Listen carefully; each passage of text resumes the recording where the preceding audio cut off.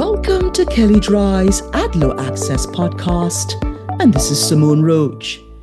If you have been following our blogs, it should be no surprise that the attorneys general remain focused on combating organized retail crime, ORC, using available state and federal tools.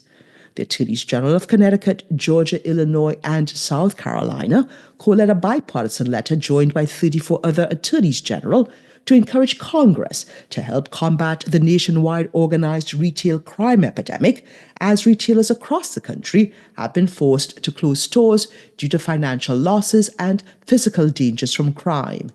These store closures, the AGs explain, often result in underrepresented communities losing access to necessary consumer goods.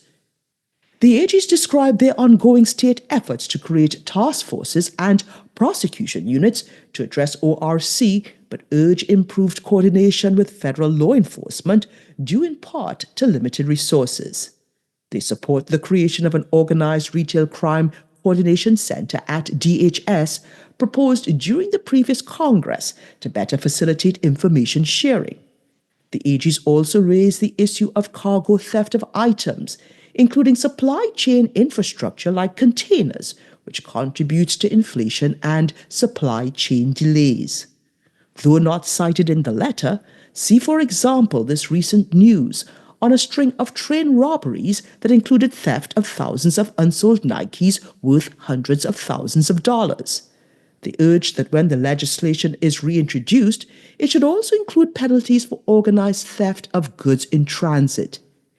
The AGs conclude by asking Congress to appropriate additional grant funding to AGs and local law enforcement to address ORC. While ORC is on its face a criminal issue, it ultimately affects consumers as described in the AG's letter.